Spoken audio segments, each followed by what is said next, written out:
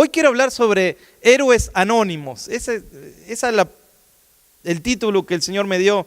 El apóstol Pablo en 1 Corintios capítulo 15, versículo 58. Así que hermanos míos amados, dice míos, estad firmes y constantes,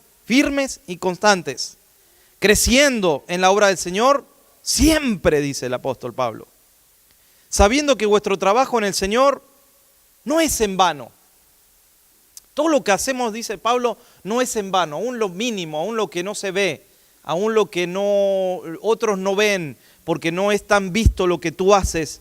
Sin embargo, dice Pablo que sigamos firmes y constantes, constantemente creciendo, constantemente avanzando en la obra del Señor. Hoy hay situaciones que quieren desviarnos, quieren apagar nuestra fe. Sin embargo, la exhortación allí es sigan firmes, constantes, creciendo en la obra del Señor, sabiendo que el trabajo en el Señor no es en vano.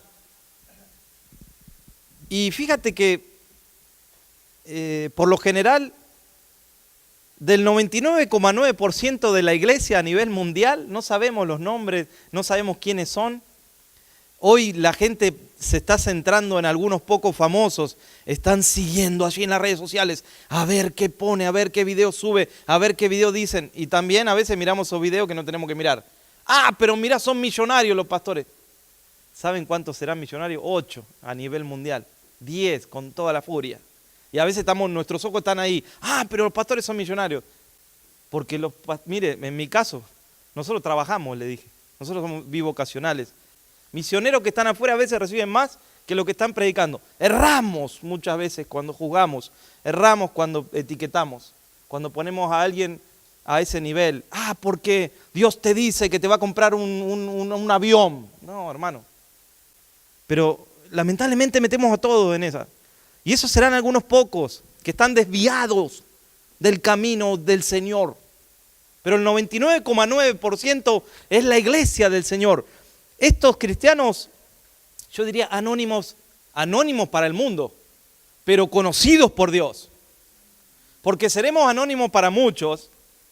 Nuestros sermones no tienen millones de vistas, pero sin embargo, somos conocidos por el Señor.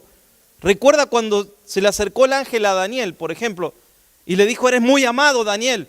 Y Daniel decía, ¿qué? ¿Amado yo? Pero si estoy en una lucha, en una prueba, estoy en una situación, estoy deportado, estoy bajo otro pueblo. Y el ángel le dijo, eres muy amado allí. Acá eres un NN, pero allí arriba eres muy conocido por el Señor.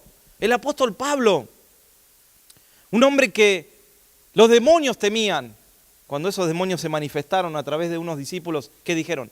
A Jesús y a Pablo conocemos, pero ustedes no lo conocemos. O sea, era conocido ¿dónde, Pablo? Allá arriba, donde tú y yo tenemos que ser conocidos. Procuramos ser conocidos por Dios, que Dios diga, oh, mi siervo, ¿cómo sirve al Señor? Mi siervo, ¿cómo está allí con un corazón atento? Y en la Biblia encontramos muchos hombres y mujeres que no han sido conocidos, que quizás de muchos no sabemos su nombre. Del que escribía tampoco lo sabía, así que por eso no puso los nombres. Pero fueron usados por el Señor. Dejaron una huella en el camino del Señor a tal punto que el Señor permitió que estén allí escritos en la palabra de Dios, aunque no sepamos los nombres porque eran cristianos o héroes, o muchos eran hijos anónimos para el mundo, aún para los escritores. Entonces, ¿cómo nosotros hoy estamos dejando esa huella en nuestro caminar con Dios? Es la pregunta. ¿Qué estamos dejando en el Señor? ¿Qué ejemplo estamos dejando para que sigan nuestras pisadas? O sea, la mayoría de los cristianos no son, por así decirlo, famosos o reconocidos mundialmente, pero la iglesia está formada y compuesta por millones de personas que sirven al Señor y sirven en el reino de Dios. Tú y yo lo somos. Por ahí no tenemos un talento extraordinario o un don que todavía no hemos encontrado, pero el Señor nos usa en donde estamos, en lo que hacemos, en las cosas mínimas que hacemos para el Señor. Son grandes para Dios y tendrán su recompensa. Por eso vuestro trabajo, dice el apóstol Pablo, no es en vano. Amén. Dios utiliza a estos héroes anónimos para que la obra del Señor sea prosperada, para que la obra del Señor también avance. Quizás no tengamos grandes capacidades. Yo pienso que si me dan un instrumento, pues lo tocaría, pero sonaría mal. No tengo no me pongo a cantar, porque solamente en la ducha puedo cantar. Pero sin embargo, no tengo grandes talentos. Sin embargo, la semillita que estoy sembrando, sé que para el Señor va a dar un gran fruto. Amén, va a dar un fruto en su momento. Pues estoy hablando en este día de personas que, a pesar de que no son vistas quizás por los demás, pero están allí dedicando oración cuando hay que orar, están allí orando. Nadie sabe, pero tú estás orando, tú estás intercediendo por las misiones, por ejemplo, por la iglesia. Tú estás apoyando económicamente al Señor, la obra del Señor, aunque muchos no lo saben. Cuando tú traes tu sobre aquí adelante y lo haces con un corazón sincero, con un corazón agradecido, y Dios lo está viendo. Dios está viendo lo que uno está haciendo. Por eso somos la iglesia del Señor. Muchas veces, ¿qué pensamos? Pero por ahí no soy importante para Dios, ¿no?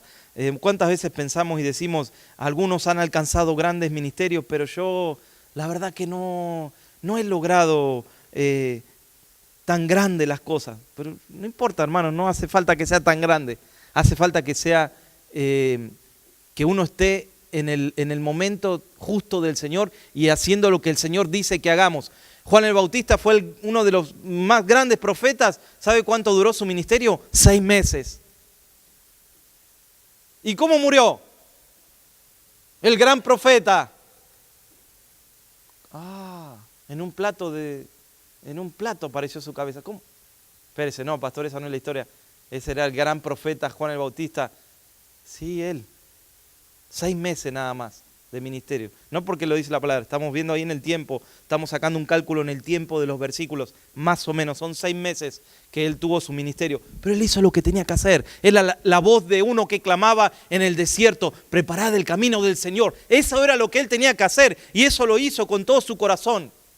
Y llegando los últimos días mandó a los discípulos, vayan y pregúntenle a Jesús si es él o hay que esperar a otro. Sin embargo, hasta último momento estuvo allí aún en la cárcel, sirviendo al Señor, haciendo lo que le correspondía hacer. Amén. Estos héroes anónimos no van a recibir recompensa aquí en la tierra. Y qué bueno. No me gusta la recompensa terrenal, me gusta la recompensa celestial.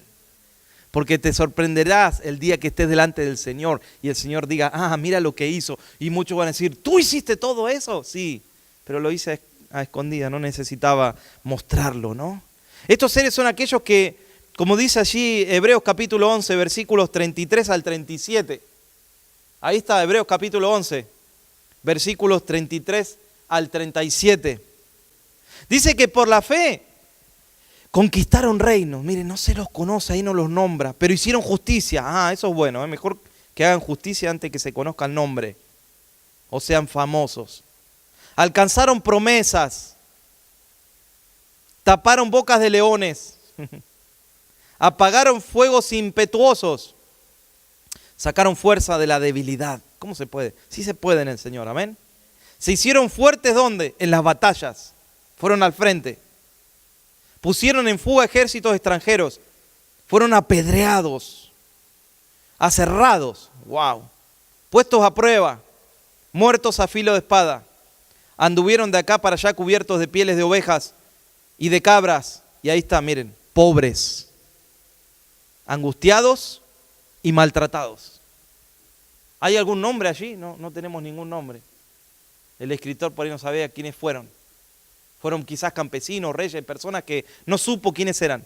Pero eran personas que conquistaron, hicieron justicia, alcanzaron, apagaron fuego, sacaron fuerza. O sea, no fueron conocidos aquí en la tierra, pero fueron conocidos en el cielo. Y el Señor tiene una recompensa para ellos. Amén. No lo hacemos por la recompensa, pero sabemos que hay una recompensa. Amén. Y Dios nos conoce. Y Él sabe lo que hacemos. Y Él sabe lo que sufrimos. Y Él sabe lo que damos para el Señor. No te desanimes. El Señor sabe lo que estás haciendo, lo que estás dando. Fíjate que en un momento el Señor manda a los discípulos ahí en Lucas capítulo 22, por ahí, Lucas capítulo 22. Manda a los discípulos y le dicen, vayan porque hay alguien que va a ir caminando y le tienen que decir que los guíe a ese lugar donde el Señor, díganle así, el Señor quiere hacer la cena y Él los va a acompañar y va a ir a un lugar y les va a preparar y les va a decir, es arriba. Y arriba, y la Biblia dice que era como un lugar ya preparado, amueblado, ahí se traduce así, amueblado, preparado, acondicionado para que Jesús pueda hacer la cena. Ahora, ¿quién es esa persona que tuvo el privilegio de hacer la cena del Señor? ¿Tú sabes el nombre? ¿Alguien sabe el nombre? Porque yo no lo sé. No sabemos ni el nombre de un evento tan importante, pero tan importante, que fue la cena, la última cena de Jesús, que muchos cuadros hay, que tanto se habla, que aún personas que no conocen al Señor han pintado cuadros. No sabemos quién fue. ¿No era importante saber? Claro que sí, pero ¿sabe qué? La mayoría hacemos cosas muy importantes, pero no está nuestro nombre ahí. Sin embargo, el Señor los conoce. Amén. Entonces, el problema es que muchos quieren quizás hoy en día buscar y decir, pero yo quiero un ministerio, yo quiero ser conocido, yo quiero ser una persona que sea famosa, ¿no? Mucha gente hoy tiene esos anhelos, ¿no? Decir, yo quiero ser un cantante famoso, yo quiero ser un predicador famoso. O mismo quiero ser un líder que sobrepase en la iglesia, que sea más importante. ¿Sabes que cuando llega a una persona la fama, lamentablemente llega el orgullo? Y mejor es mantenerse humilde. Les aseguro, mire, yo trabajé para un ministerio que un día estaban mostrando en una conferencia un video y literalmente se prendió fuego el DVD. ¿Cuántos han visto un DVD prender fuego? Eso no se prende en fuego. Sin embargo, Dios prendió fuego un DVD porque se estaba proyectando algo que era demasiado humano, que era demasiado gloria al hombre. Dios no quiere eso, hermano. Mejor hubiera sido que esa persona nunca hubiera sido famosa, pero se hubiera mantenido en humildad. Porque una vez que somos orgullosos, ¿cómo cuesta bajar? ¿Cómo cuesta bajar? Aunque Dios se encarga, ¿no? Y lamentablemente duele muchas veces la manera en que Dios permite quebrantar el orgullo. Así pasó con Saúl. Recordando a Saúl, siempre uno va a Saúl, ¿no? Pobre Saúl. Pero en 1 Samuel capítulo 13, ahí leemos versículo 13 y 14 de 1 Samuel 13, no lo vamos a poder leer todo, pero una de las cosas que está diciendo allí el profeta es que le dice, has actuado locamente, Saúl, has desobedecido los mandamientos del Señor. Él quería hacer de ti y de tus descendientes reyes para Israel, pero tu reino será cortado, tu reino no durará. El Señor está buscando un hombre que se parezca a su corazón, se debería hacer ahí la traducción, y lo encontró, un varón conforme a su corazón, y lo ha designado para que sea rey sobre este pueblo, porque has desobedecido mucho, le dice ahí Samuel, los mandamientos del Señor. O sea, Dios esperaba un rey con un corazón humilde. No había problema que tenga autoridad, no había problema que sea un rey militar, no había problema, de hecho tenía que ser así. Pero el problema es que había sido que se llenó de ese orgullo Saúl. Y el Señor buscaba un corazón que tema la palabra de Dios por sobre todas las cosas. Y ese corazón fue el corazón de David. Y aquí vemos el pecado de Saúl. El orgullo de Saúl no lo dejó seguir adelante con el reinado. Y no solo eso, sino que él continuó desobedeciendo y llegó a que su generación, su descendencia, no sea ni reconocida sobre la tierra. Miren lo tremendo de este orgullo. Ahora, David tenía el corazón conforme al Señor, pero también era un hombre como nosotros. Pero también desobedeció en algún aspecto. Cuando tuvo que ir a la guerra, dice que se quedó allí en el palacio descansando. Él era un hombre guerrero que debía ir a la guerra, pero se quedó allí. Entonces era una persona humilde. Pastor de ovejas había sido, ¿no? De ahí el Señor lo había sacado. Sin embargo, cayó en ese pecado de adulterio, de engaño. Y ese pecado hizo que se desate una serie de pecados. Porque una vez que cometió ese pecado tuvo que cometer más mentiras y más pecado para tapar lo anterior. Y terminó, ustedes saben, ¿no?, con el hijo de Betsabé que murió. Y esto nos habla de que no podemos descuidar nuestra vida espiritual. Por tanto, el que está firme, dice Pablo, mire que no caiga. Porque a veces estamos firmes en nuestros propios pensamientos, en nuestra propia carne, por así decirlo, o en nuestra propia habilidad de no caer. Y a veces estamos firmes en eso, pero cuidado que no caiga, porque estamos firmes en el Señor, hermanos. Nosotros nos afirmamos en el Señor y vamos delante de Él y decimos, Señor, somos pecadores, pero tú nos sostienes, amén. No nos sostenemos con nuestra habilidad, sino con la gracia del Señor.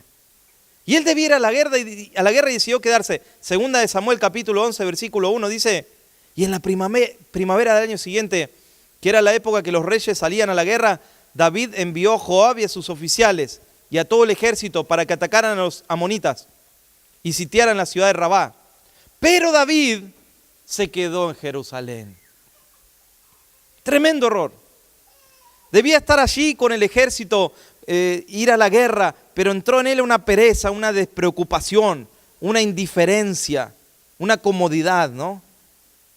Cuidado, porque eso puede pasar con nosotros en nuestro caminar con Cristo, ¿no? Decir, pero estoy bendecido, estoy bien, me va bien, recibo la palabra del Señor, me oran y voy a entrar como en una especie de relax espiritual, ¿no? Cuidado con esto, ¿no? Y ahí empezó a tomar decisiones equivocadas David. ¿Qué hizo? No fue a la guerra, dijimos. Uno de esos días que salió, miró por allí y vio una mujer muy bonita, Betsabé, mujer que era casada. Y ustedes saben lo que pasó. Luego tuvo que tapar ese embarazo. ¿Qué hizo? Envió a la primer fila al esposo de Betsabé, o sea, a Urías, ¿no? ¿Y qué hizo? Pues volvió luego. ¿Qué pasó cuando volvió? Le dijo, ¿qué haces aquí, Urías? Era uno de los guerreros, de los valientes de David, que estaban para velar ahí en la puerta. Y le dijo, Urías, vete a tu casa, hoy te vamos a dar descanso. No, pero yo soy un general, tengo que estar aquí, mi señor. No, vete, tienes libre, vete a tu casa y júntate con tu esposa, ¿eh? ¿Qué quería hacer con eso David? Tratar de decir, no era mío el hijo es del esposo. ¿Y qué hizo Urías? Usted puede leer ahí la palabra del Señor. Se quedó en la puerta y dijo, no, yo tengo que servir a mi Señor y a mi pueblo, me quedo con los ojos bien abiertos, esperando y cuidando que nada suceda. Y cuando David se levanta en la mañana, se entera de que no había ido. No fue a su casa, se quedó ahí en la puerta del palacio, con los otros siervos del rey.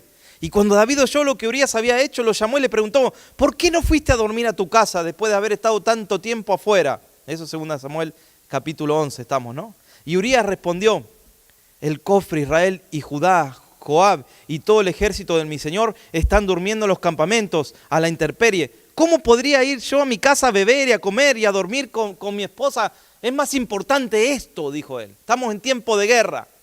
¡Wow! ¿Por qué estoy predicando esto? Estoy citándote a Saúl, a David y a Urías.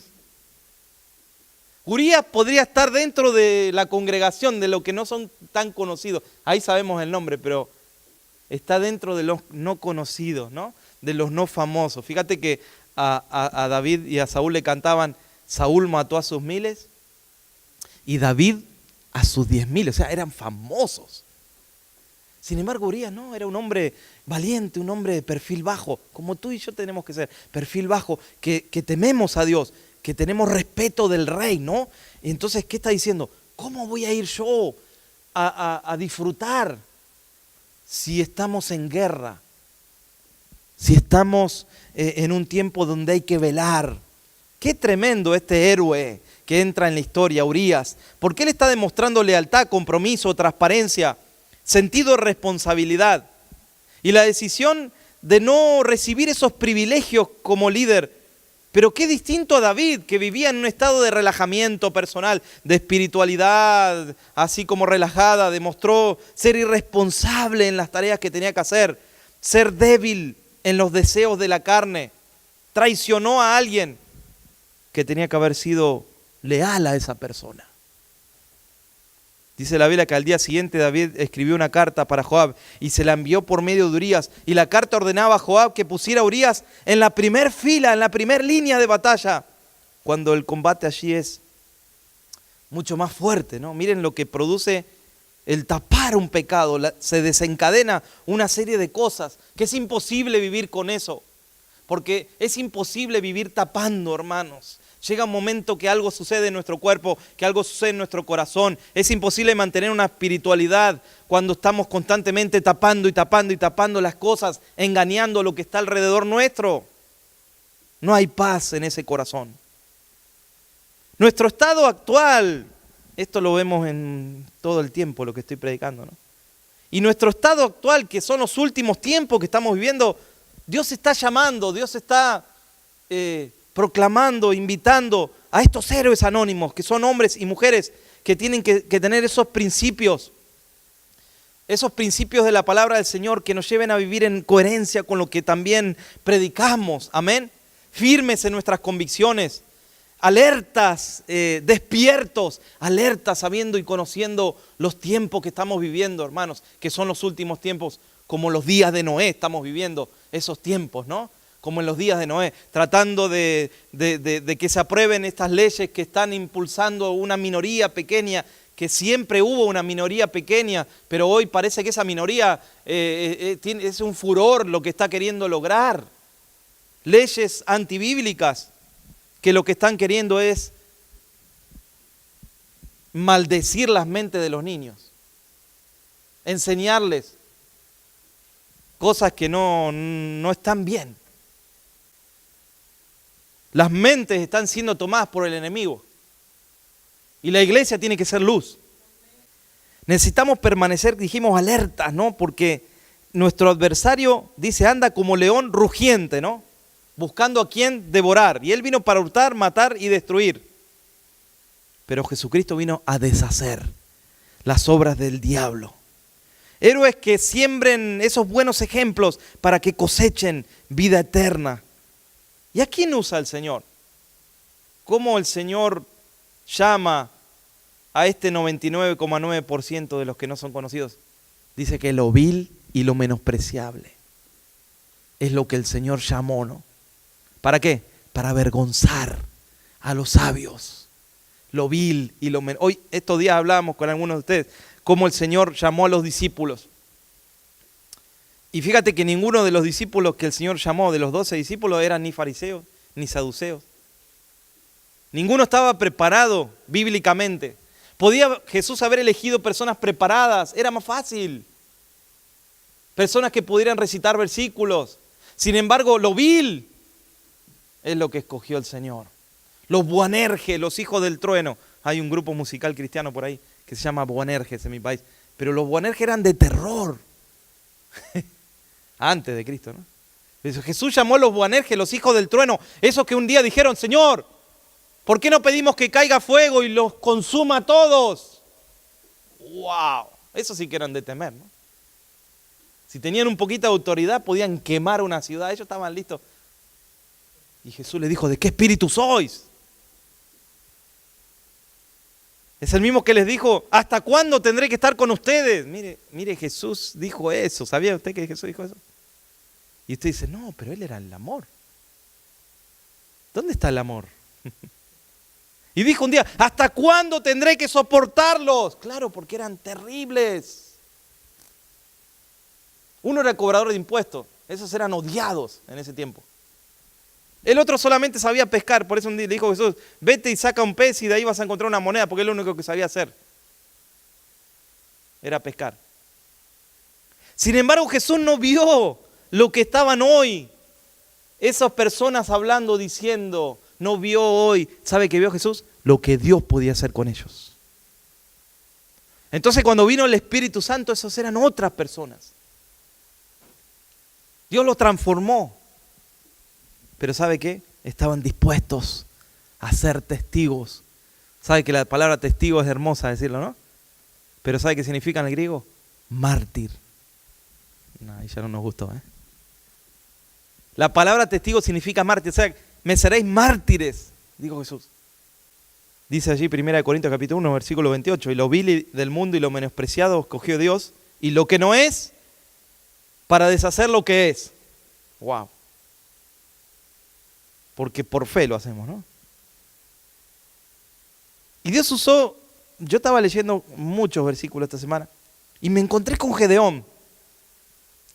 Y fíjate que en Jueces capítulo 6, versículo 8, para que lo tengas ahí anotado, los que están anotando, en un tiempo dice la Biblia en Jueces que cada cual hacía lo que bien le parecía. Así estaba la época de los jueces. Cuando tú lees el libro de Jueces, se va a repetir esto siempre cuando lo lees. ¿Cuántos lo han leído?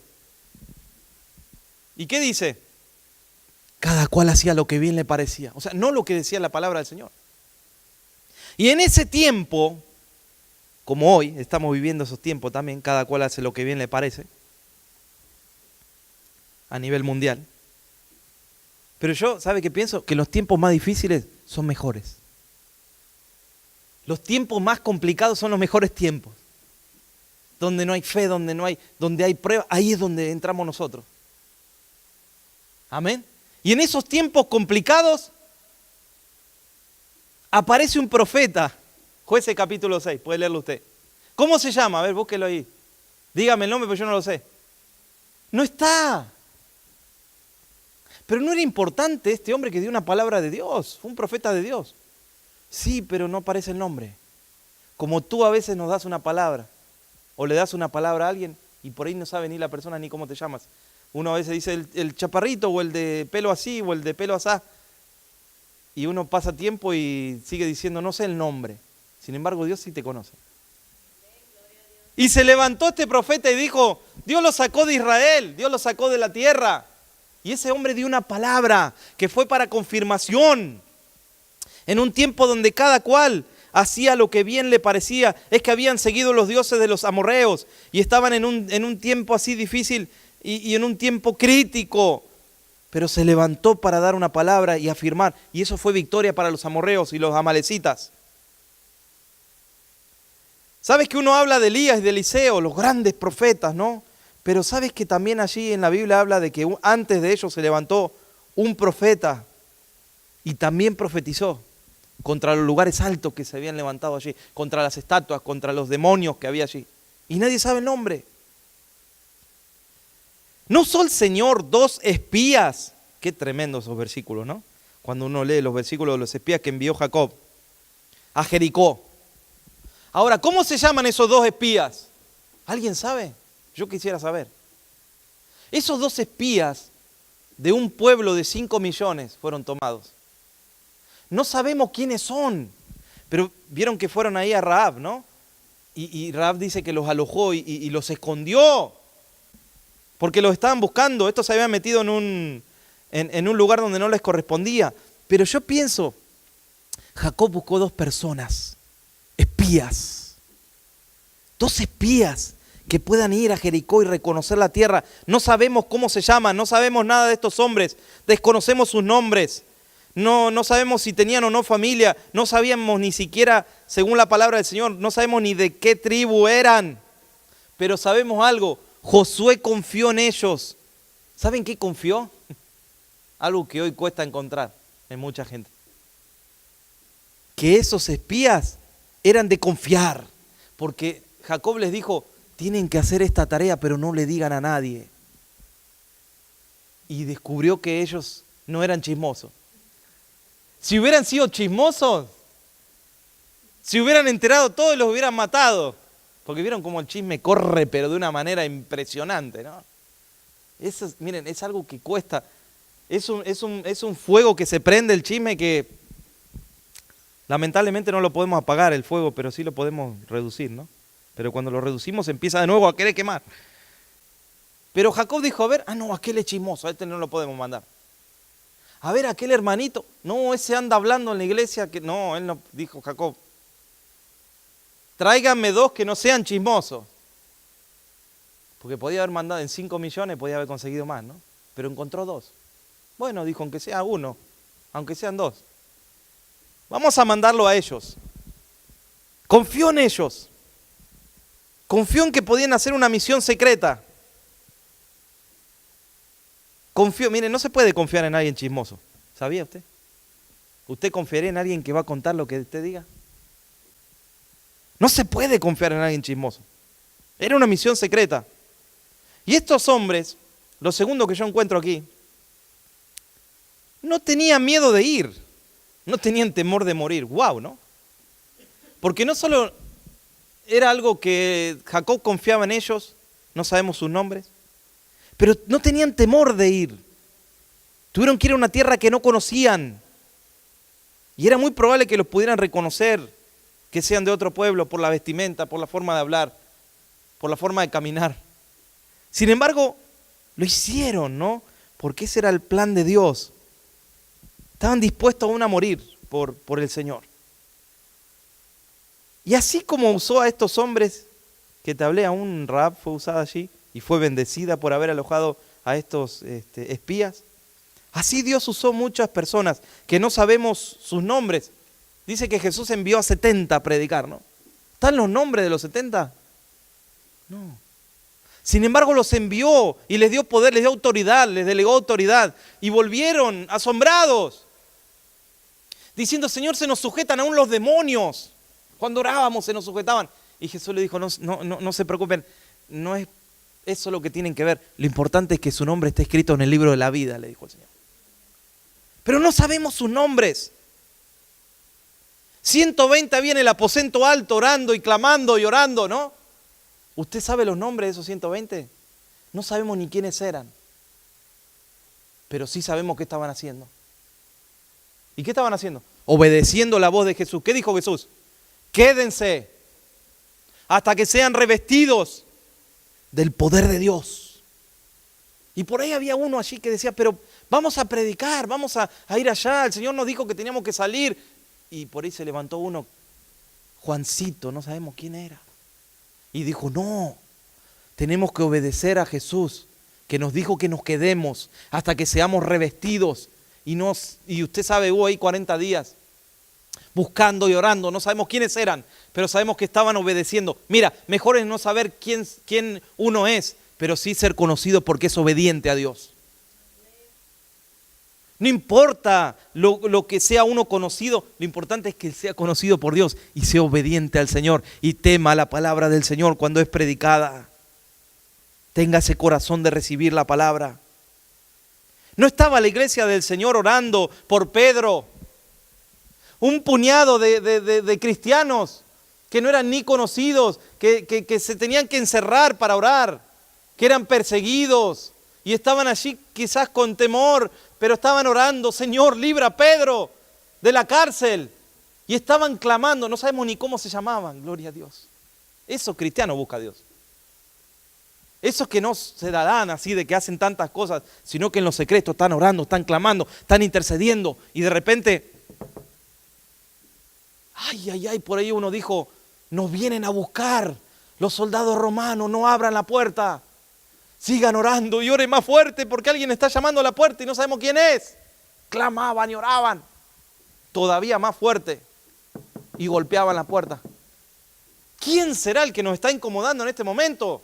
Estamos buscando al Señor, estamos orando por Pedro. ¿Saben qué, hermano? Era Pedro, que Dios ya lo había librado, ya lo había sacado, aleluya, de la cárcel, y ellos seguían orando.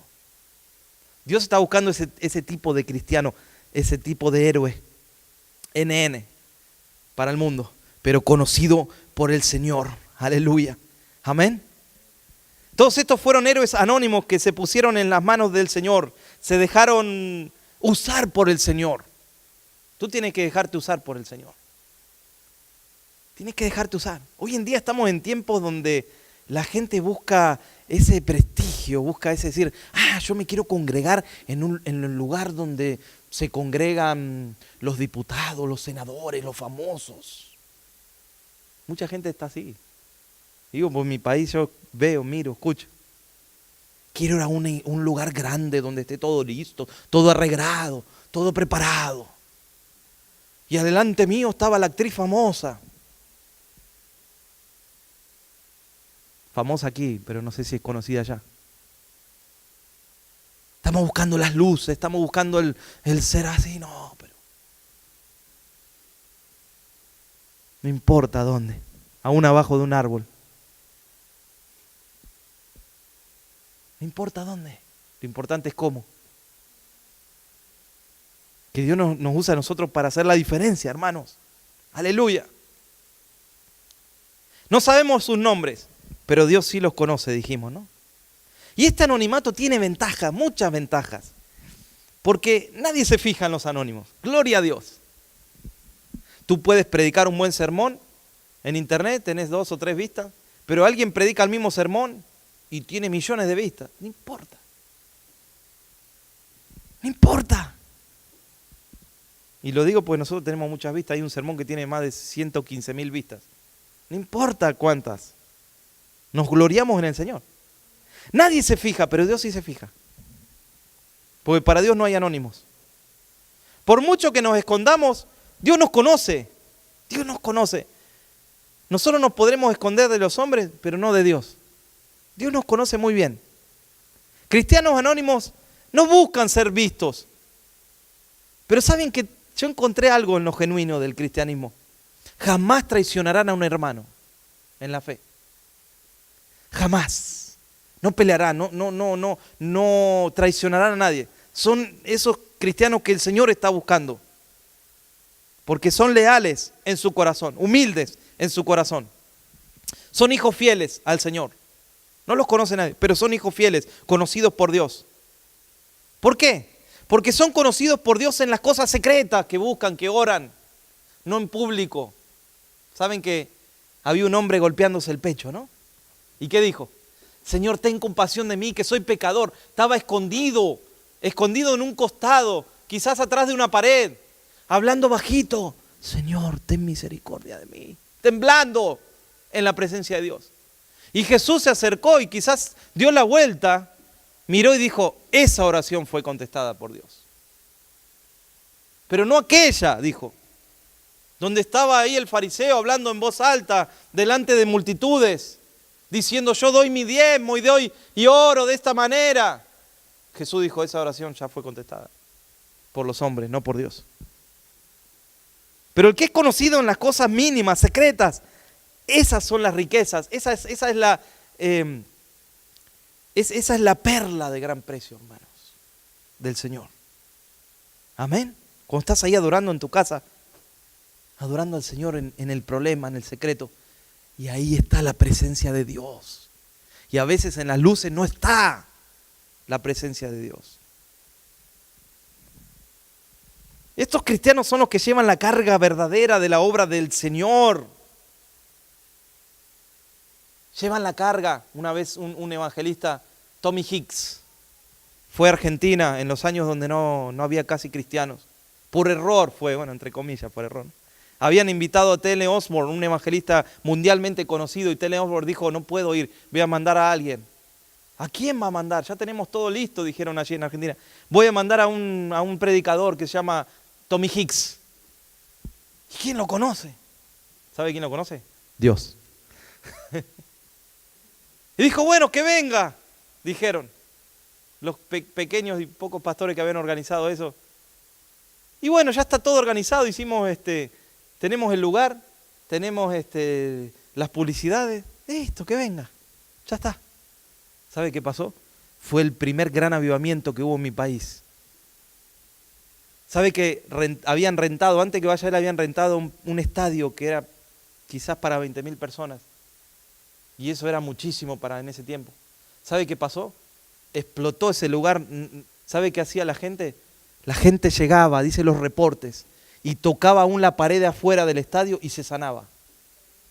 Ese hombre, no conocido aquí, pero conocido allí arriba, un día fue a la casa del presidente y golpeó la puerta. Y dijo, quiero ver al presidente, en ese tiempo Perón. ¿Y usted quién es?, le dijeron. Yo soy el evangelista Tommy. ¿Quién lo conoce? Tengo algo que hacer, tengo algo que decirle al presidente. Entonces empezó a discutir este evangelista con el de la puerta. Y escuchó el presidente. Y salió de su despacho y dijo, ¿qué está pasando aquí? Y dijo, este hombre que vino de Estados Unidos, que quiere hablar con usted, viene con un traductor. Que pase, dijo. ¿Usted qué viene a hacer? Le dijo, vengo a orar por su salud. ¿Y usted cómo sabe que estoy enfermo?, le dijo el presidente. Nadie sabía. Le dijo, el Señor me dijo. Y cuando oró por él, se sanó instantáneamente el presidente. ¿Y sabe qué pasó? Le abrió las puertas, hermano, el presidente, a ese evangelista, de lo que necesitare. Medios de comunicación iban ahí. Y fue tremendo lo que pasó. Este evangelista Tommy Hicks tuvo una visión en mi país, donde vio un gran gigante que se empezaba a levantar. Manos, pies, se empezaron a juntar los huesos, dijo él, las articulaciones. Y se empezaba a levantar un gigante. Y dice que él, estando allí en esa visión, le preguntó a Dios, ¿quién es ese gigante? Y el Señor le dijo, es mi iglesia, le dijo. Cada uno de los que está en mi iglesia se van a levantar como un cuerpo. ¿Sabe quiénes son? Lo que hoy le estoy predicando, hermano.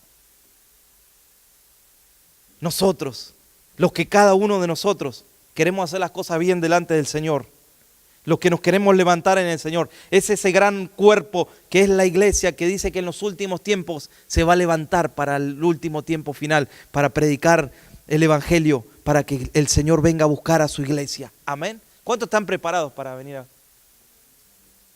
para la venida del Señor? ¿Cuántos están preparados para la venida del Señor?